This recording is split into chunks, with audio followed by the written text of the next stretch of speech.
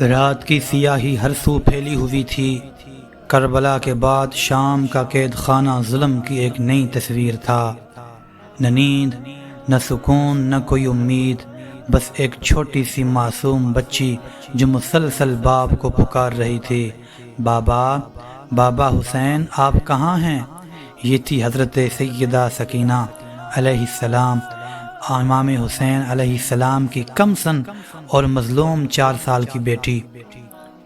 چہرہ گرد آلود، آنکھیں روتے روتے سوجی ہوئی، دل میں بس ایک ہی خواہش، اپنے بابا کو خواب میں دیکھنا یا آخری بار سینے سے لگانا۔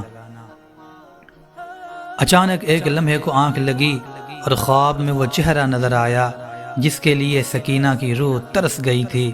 امام حسین علیہ السلام خون آلود لباس میں، چہرے پر نور مگر جسم زخموں سے چور۔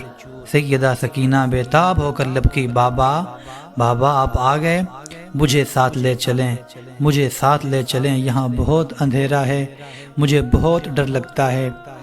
حضرت سیدنا امام حسین نے بیٹی کو سینے سے لگایا، لبوں پر درد بھری مسکراہٹ، بیٹی صبر کا وقت مکمل ہوا، اب ہم ہمیشہ کے لیے ساتھ ہوں گے۔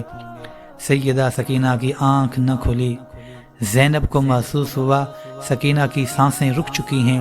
ایک لمحے کو سب کچھ ساکت ہو گیا، پھر حضرت زینب کی آہ سوز بلند ہوئی، سکینہ اٹھ جا، سکینہ اٹھ جا، دیکھ پھوپھی کے سینے سے چمٹ جا۔ سکینہ قید خانے کی فضا میں ہچکیوں اور سسکیوں اور دل توڑ دینے والے نالوں کی گونج تھی۔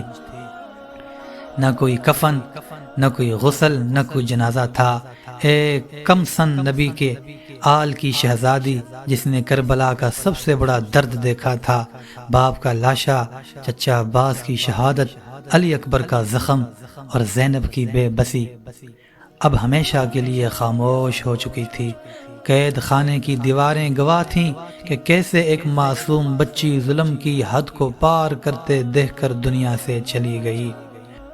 جب یزید ملعون کو اطلاع ملی کہ حسین کی بیٹی قید میں فوت ہو گئی ہے تو کچھ دیر کے لیے اس کے محل میں بھی خاموشی چھا گئی، کیونکہ ظالم بھی جانتا تھا یہ شکست فاش ہے کہ محمد عربی کے چمن کی ایک کلی میری آنکھوں کے سامنے میرے ظلم اور بربریت کی وجہ اس جہان سے کوچ کر گئی۔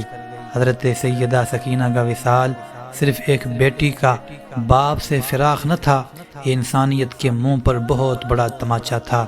صاحبو، یہ پیغام تھا کہ باطل چاہے جتنا بھی طاقتور ہو، مظلوم کی آہ ایک دن تخت الٹ دیتی ہے۔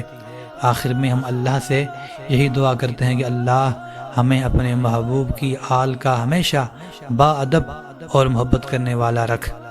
ملتے ہیں اگلی ویڈیو میں، تب تک السلام علیکم۔